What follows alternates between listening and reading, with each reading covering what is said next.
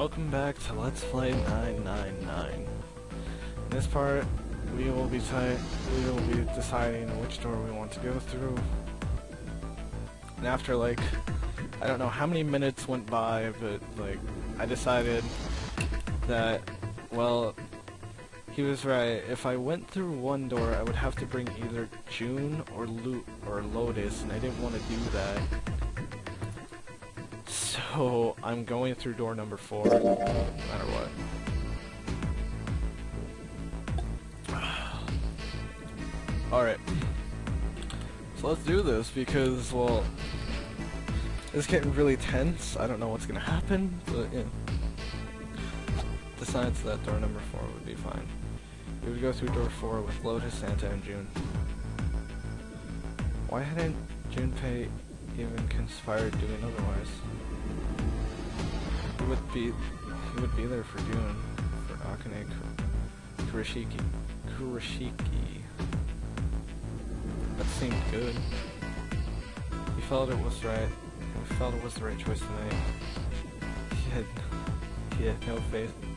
He had shown off affection, but Junpei saw it, and she was more than just a childhood friend. Yeah.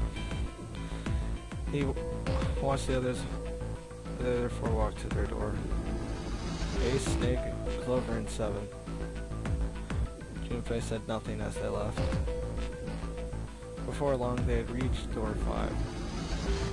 They talked to one another a few seconds, saying things Junpei couldn't hear, and laid their hand one by one on the scanner panel with red.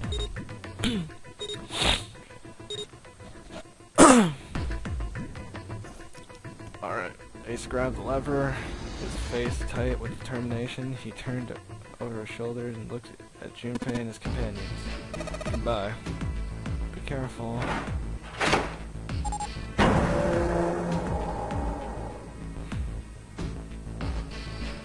Ace pulled the lever and the door swung, his mouth of a great hungry beast. Beyond that door, Junpei knew what lay there, the remains of the 9th man.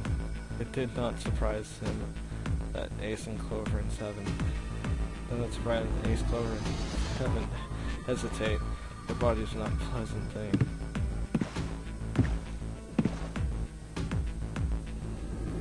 Snake had no such problems. His blindness made him immune to the horror.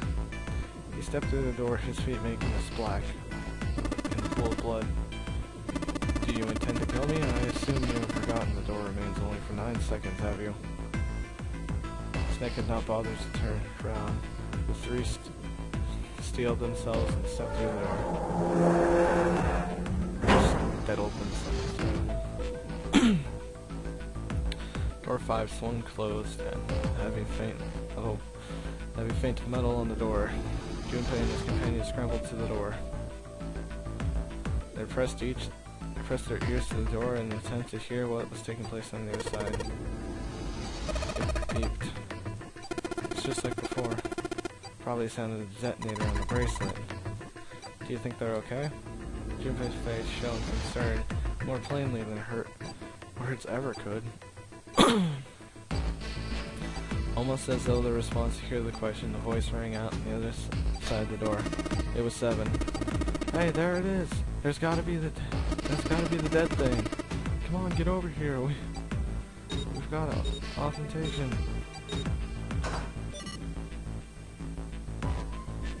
The beeping stopped. The sigh of relief were a dibble beating through the heavy door. Phew, looks like it stopped. Junpei and his companions leaned away from the door, breath of collected sighs of their own. Hey guys, are you doing okay over there? They heard 7's voice, but it wasn't hurt to be sure. Yep, we're fine. Despite their recent danger, Clover's voice was bubbly as ever. Oh hey, I have to tell you about the whole dead thing, okay? The dead is just like a red, but a different color. You know how the red was red? Well, the dead is blue. Other than that, it's just like the red. Authentication is the same too. Awesome, thanks, that helps a lot. We should probably move on now. Be careful over there. Roger that. Okay, it's time for us to go through door number 4. Please don't make a Price is Right joke. Junpei and the others left door 5 and headed towards door 4. They stood in front of the red and placed each of their hands upon it.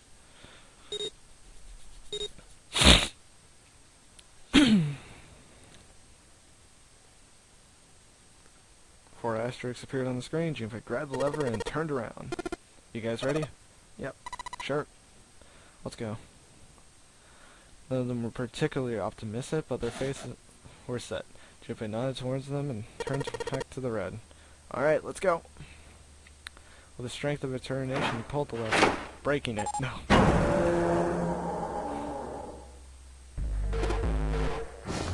Run! The 4 of them leapt through the door together.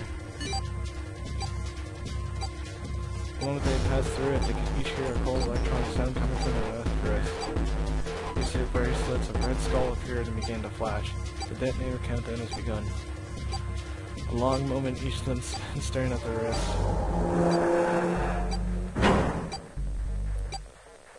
The numbered door closed with the sound of metal riveting down the hallway. There was no way back now. They were committed. They could not find the device to activate their detonators. Hey, what the hell? Where the hell is the dead? How would I know? Don't give me that crap. Start looking! I already am! They began to run, the eyes looking frantically for the device that was key for their salvation. The hallway they found themselves running was long, easily 300 feet in length. On the right side they stood serious wooden doors, nearly identical. It had taken them to look like the door would lead to cabins. Don't tell me the dead is in one of these rooms. Oh no! How many rooms do you think there are? Junpei was too frightened to count properly. There were 7 or 8 of them. Off? There wasn't much time to count to be sure. Junpei ran to the nearest door. He grabbed the knob and shook it hard. It wouldn't open. It didn't feel locked, but something had hammered plate over inside the door. Junpei turned to find the other doors and saw his companions already rinsed the doors of their own. They did not seem to have much more success than he had. Their own words confirmed his fear. This one's no good. Same here. It's not moving. Jun was the last to speak up. Junpei had looked in her direction. His eyes caught, as noted before, a small red light. The flashing was flashed at him dim near the other end of the hall. That's it! Over there! Even as he yelled, he ran. He grabbed Santa, Lotus, and June and pulled them towards the light. Santa called out and hey, how many more seconds do we have left? How would I know? Our time limit's 81 seconds. I know that, goddammit! I'm asking how many seconds do we have left? In all likelihood, Junpei figured they nearly had a minute. Nearly a minute has passed since the door was closed behind them. If that was true, urgency foremost, all their minds were in the hallway. The dead was on the left wall, blinking almost tauntingly to them. Hurry! Junpei grabbed hold of the machine, his hands slick with sweat and shaking. He slammed his hand against the scanner panel. The other 3 followed in suit. With a grunt, Santa yanked the lever downwards. Oh, thank God. Whew.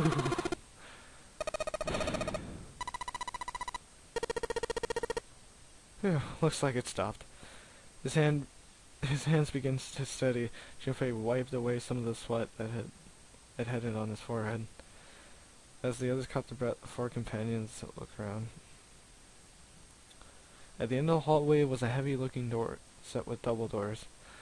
On the side of the wall in the other hallway were 2 doors similar to each other. They had to inspect 3 doors, double doors. How many times had he come across a similar door with the same results, he wondered. Or perhaps he corrected himself, more lack of result. Whatever the reason, the door remained firm and unyielding, and refused to allow Junpei and the other or anyone else to pass. Near the handle was a small keyhole. On the keyhole was a small symbol engraved in brass. I think that's the guy's symbol, so that would be Mars? Male. His voice was quiet, but make sure it started in the moment of confusion. It was when June corrected him. No, that's a symbol for... No, that's a symbol for male. It's a proper symbol for Mars. Yeah, I got it. Technically, the symbols are the same. I only saw a number of symbols near the main hallway, the symbols of the solar system. The Sun, Saturn, and Earth. At least, that's what I'm assuming. Now, this is the man symbol. So this isn't the man symbol, it's a symbol for Mars. I think so, yes. While Junpei and June talked, Santa had disappeared. They turned to find him some distance down the hallway. He was going to check the other doors. Eventually he reached the last one and jotted back. It looked only a moment to catch his breath again. Here's the deal. None of the other doors open. Then it must mean we only have 2 more doors. Lotus examines the doors on the other side of the large double doors. Each one of them had a metal plate attached to it. Junpei figured there were probably room numbers. The one on the left read B992, and the door on the right proclaimed to be B93. Alright, let's open them. Yeah. Junpei pulled his hand to the knob and the door of room 92. Santa moved to the other, yada yada yada. They've made it through the numbered door alive. There was nothing more to be afraid of. Junpei and Santa looked at each other and nodded. 3, 2, 1. In unison, they pulled their respective doors and promptly found themselves in a new room. June followed Junpei as he threw the door open. They turned around and saw on the other side it was open as well. Through the door was another person. His middle age group. It was Santa. No, it opened. Yeah, it did. Junpei and Santa looked at each other. They had no expectations the door would yield so easy. Lotus's calm voice broke their thoughts. Maybe this is all part of Zero's plan. I can't say I enjoy being treated like someone's puppet. She headed for room number 303, Lotus continued. Well, there are 2 rooms. I'm sure there's something in there that will help us. Get out of here. Let's find it. Santa and I will search this room. Junpei and June search the other room. Alright. Okay.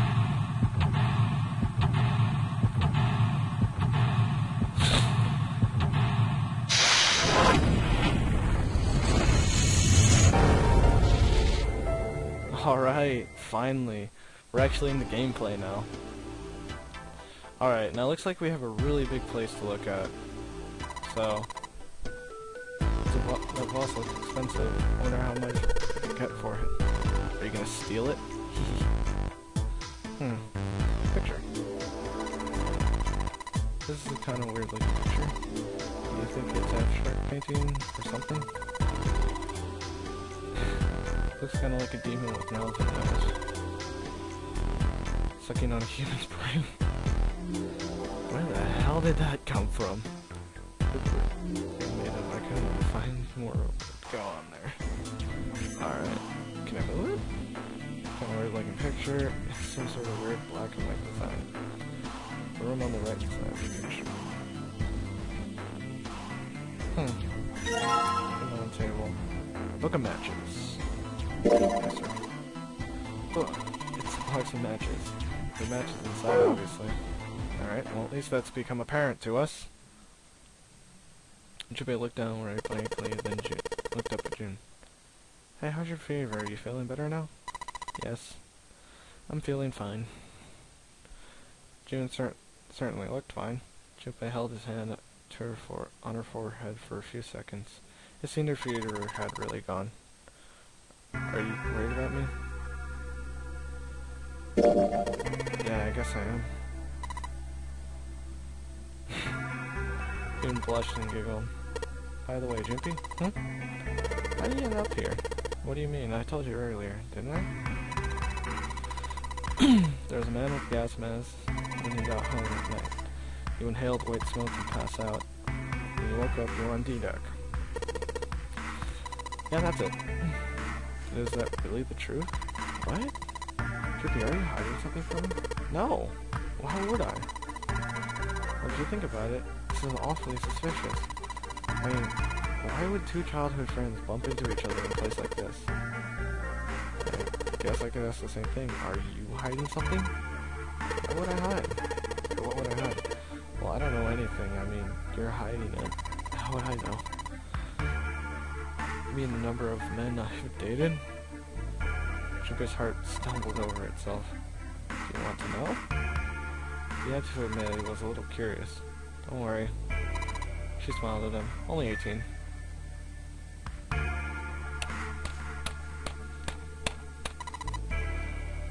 Time 0. Okay, thank God. Guess I just haven't met Mr. Right yet. June looked a little embarrassed and scratched the back of her head, desperate attempt to be nonchalant. Okay, thankfully this game is actually kind of funny. Anyway, I'm not hiding anything. Just like you, Gimpy. When I woke up, I was on D-Deck. Only have a point. I mean, why did Zero pick us? We haven't seen each other since elementary school. She nodded for a few moments.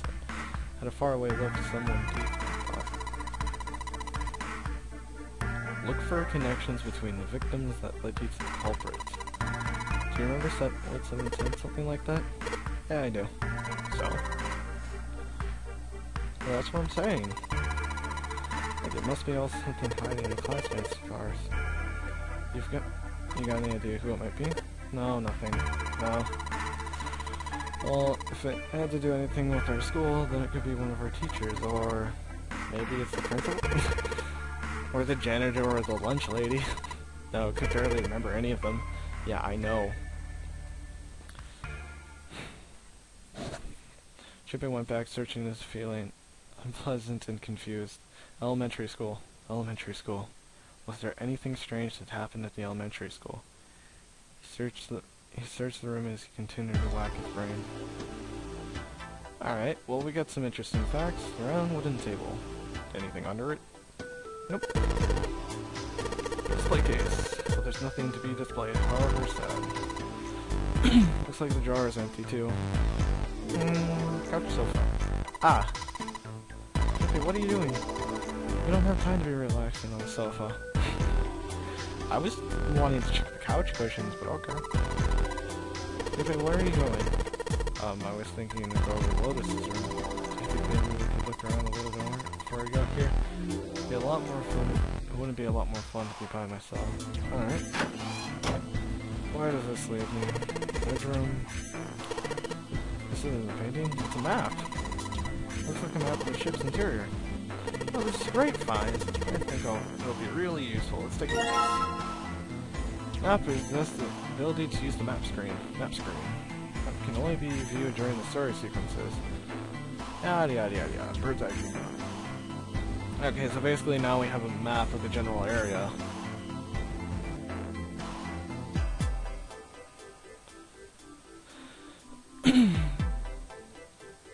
Okay. Yes. I get it. I understand this tutorial. And slid back in his pocket. Alright. Junpei looked up as he closed it. The ship is bigger than I thought. Yeah, it's probably about 900 feet long. It's one of those fancy cruise ships. Of course it doesn't look... It really does look like a cruise ship. Everything in here is really retro. Even if it's some sort of stylish choice, there's just too much. Do you remember what Zero said? On April 18, 1912, a famous ocean liner, the Titanic, crashed into an iceberg. After remaining afloat 2 hours and 40 minutes, it sank beneath the waters north of the North Atlantic. Does it mean the boat and the Titanic have something to do with each other? That's a good point. It would have mentioned... I doubt he would have mentioned it if there wasn't a reason. Junpei took a moment to look around the room. Do you think the boat is... a replica? The actual Titanic? I'll say a replica. A replica of the Titanic? A replica? Yeah. You know, like a copy of the actual boat. Who on earth would make something like that? Fans? Crazy Titanic fans? No way! Do you even think how much money that would take? No idea. But that's all we've got to do is break even, you know? Break even? Yeah. We could use it as a cruise ship. Climb aboard the piece of history sailing around the world resurrected Titanic. Hell, with marketing, that'd be probably the most would have more customers than they'd know to do with. Do you really think people would want to ride on a ship that's with such an ominous past? Site of the worst accident in history? Over 15,000 people died? It wouldn't have been a surprise if you got a cruise just for going. Or a curse, huh? Jumpy, don't even that sort of thing. No curses and stuff. Yeah. That's to a certain extent. Jumpy scraps his temple. What about you? Nah, I guess that kind of is a dumb question. Yeah, I do believe in curses. In fact, I think it was a curse that sunk the Titanic. What? No, it was the guy it was the guy who was driving. A curse sank the Titanic. The curse of the Egyptian mummies. If I couldn't understand how June maintained a straight face saying that. Supposedly the Titanic carried the mummy of the priest in Amun-Ra, which was stolen from a pyramid. And they say the mummy had a history involved in mysteries and death. Come on. I'm sure you've heard of it before. Those who open the coffin will forever be cursed. Have you ever heard of that one? So they're saying the Titanic sucked because of that curse? That's right. June's eyes lit up with excitement, like a child with a new toy. The mummy priestess, supposedly she was special. What do you mean? Well, I suppose she was really pretty. Pretty? Yes. But she was a mummy. That's right. She wasn't shivering up rotten or anything. She looked like she was alive. Oh, I get it. It's that thing where I don't remember the name or where the body turns out into like some kind of wax. The dead body is put into the right sort of environment. In fact, it turns like it's kind of like candle wax, right? Yeah. Spawnification. But it's not what it was, huh? That's not it. She wasn't wax. Then what was it? They say she was frozen. What? Frozen? That's right. Her whole body was frozen solid. You know, the human is more than 60% water. Well, all the water was frozen. I swear. You know, she puts a good point there. It's in the Antarctic, and a dead body would freeze because it has no natural way of producing heat. That is actually a very good point. The story says from the time... whatever. Titanic. Even if the currents in the desert, her body never melted. June and Junpei talked a little more and then went back to their investigation. But as they did, his mind went back to what she told him. Ice that wouldn't melt, even in the desert. Could such a thing really exist? Well, technically there is something that already is like that, but it does melt, but just at a very slow rate. Oh, even if that would really be ice...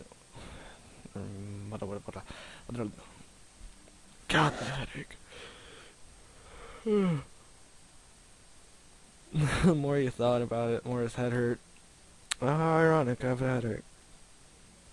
Like he'd eaten ice cream too fast. Okay, enough with the ice puns. Let's check the bed. Look, there are two pillows next to each other. Guess it's double. Huh? What's up? You're turning red. Oh man, her fever's back again. Are you alright? Hey, are you alright? Do you need to lay down for a second? I'm fine. I think it's a little early for that. Huh? Hey, seriously, are you really okay? Okay, that's kind of funny. A blue blanket, some sort of design on it. Someone made a bed, or at least unmade it. Or at least never unmade it. Nothing exciting. Can I pull them off? A bed frame. I don't have to worry about falling off. I toss and turn when I sleep. She blushes again. What the hell is she thinking about? I think I know what she is. Blanket. Alright. There's nothing there. A bottle with water in it. This bedroom, they probably... Your throat always feels dry when you wake up. You know, throat's dry, but I think that's because I'm a little nervous right now. We did run a lot, so we're kind of sweaty. Hey Jumpy, did you take a shower? Do you want to take a shower together? Whoa! Just kidding. Too late to take it back. My brain's already working out the picture. My throat was dry already. Sure wasn't helping. Oh my god, she is so good. Hello, there's a key in here. A key with a symbol on it, but this isn't the symbol we're looking for. It's a dresser. There's nothing on top. This is a mirror for the dresser. And now she's playing with her hair. She didn't realize what she's doing. Hey! We don't have time for that. Come on, it's not like anyone here needs to be impressed. Yeah, there is. Ooh. Wait, why are you all quiet all of a sudden? Ah, forget it, Junpei. Junpei, you stupid, stupid man. Alright, close it up. Nothing else inside. I got this already. Alright. Chair goes with the dresser. There's something particularly interesting. We've kind of scanned about the most we could scan. Putting cups everywhere. There are cups inside.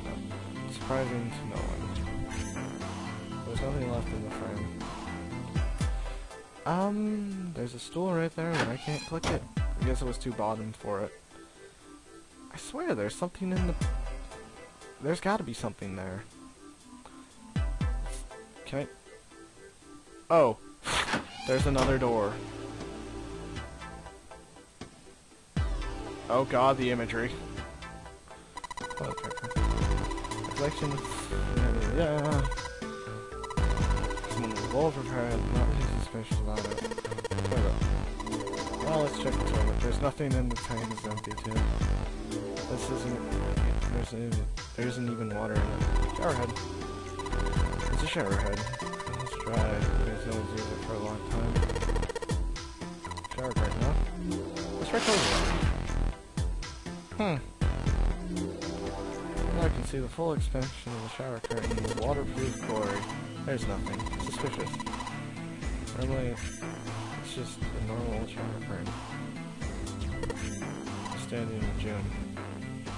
This is awkward. Time to open the curtain.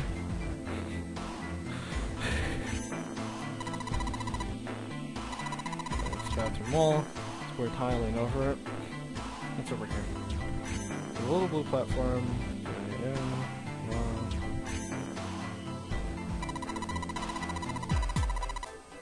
Something on the shower curtain.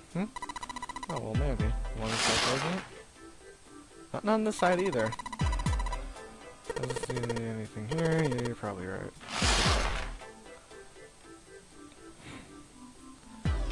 I don't really... yeah. Why don't we go back to the living room? Okay. Let's go back. Okay, so... Where are you going?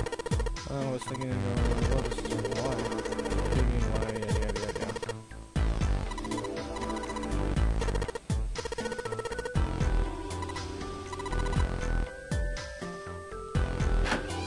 Off to the other room. There's a similar picture here. Pattern on it. Looks like a value base. It's empty though.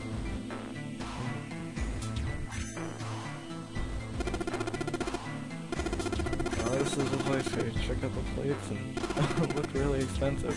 Let's take a look. I have a key. Damn, guess it's the wrong key. Nothing around it. Oh, that's right. Here we go. Let's try the matches. Can I pick the lock? Nope.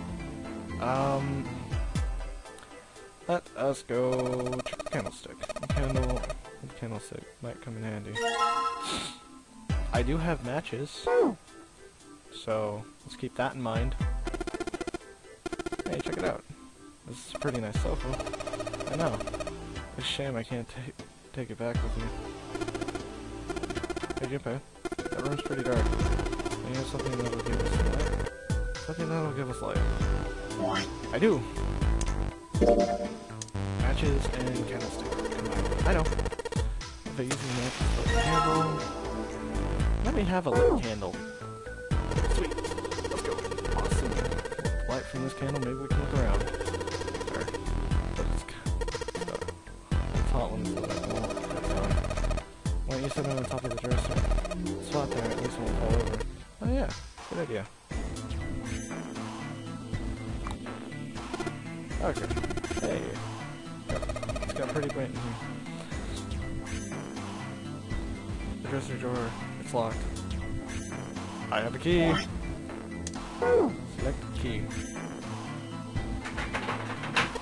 Let's see if this... Yes, it worked! And there is a tile in it.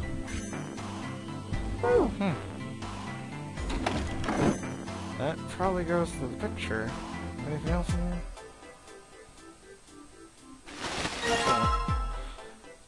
Curtain. Wait, this probably isn't what I think it is. Anything to play it? Nothing. Nope, nothing suspicious. 2 pillows in a pile. Oh. Pile of pillows. Is this supposed to be some kind of joke? Hey, calm down. Huh? Hey, what the hell? It just got dark all of a sudden. Maybe the candle got blown out. We should go see.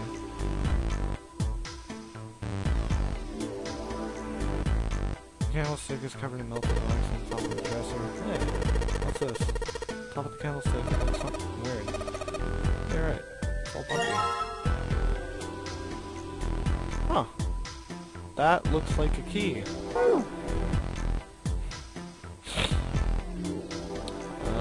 There's nothing else I can really inspect in here. It's too dark to see. Let's try opening it with the candlestick. Let's see if this candlestick key will do anything. Yes, it opened. Alright, pull that open. And in there we can already see another tile. So we have 3 tiles, or 2 tiles and a shower curtain.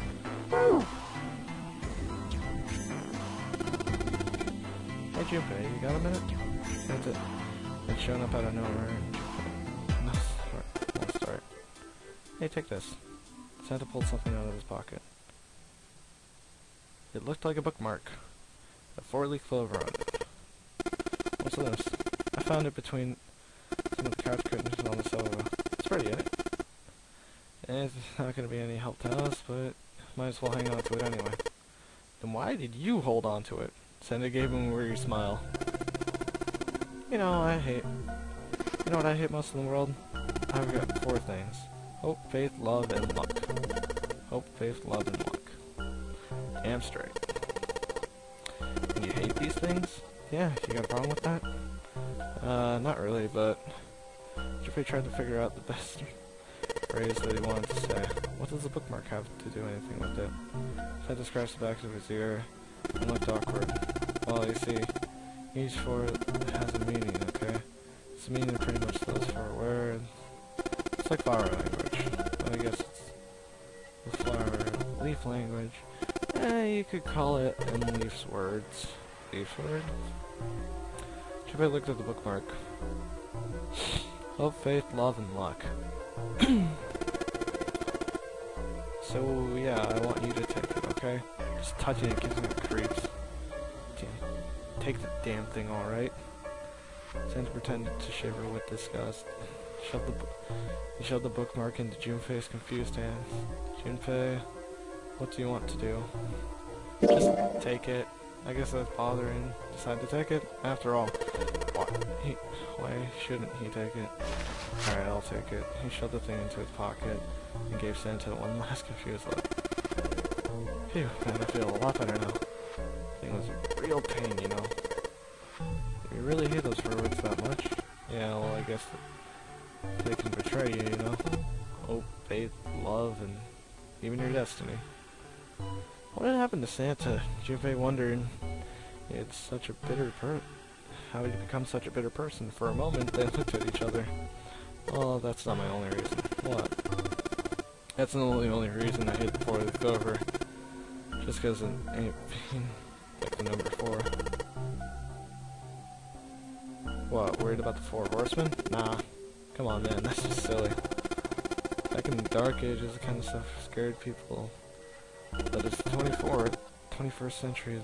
I'm a 21st century guy. So why do you hate 4 so much? Because it's a half-ass number. Not the best or the worst, that's why. What? Mine is a way better number. So, if it's Let's Play, at least it's not slim, shameless middle number. Santa's explanation made no sense. Junpei was even more confused than before. You play? Play? You mean like gambling? Yeah, of course. What else would I mean? In bracket. It's the grande, lowest number is the most worthless, or as they call the monkey. The guy, just like the guy in charge, Zero's a monkey. Santa blinked, utterly stunned. Then he began to laugh. oh man, you're totally right. Herotrev isn't sure is one hell of a monkey. That was when Lotus spoke up. Now, I'm gonna think about it. The other game is a lot of brackets. Apparently she'd been listening.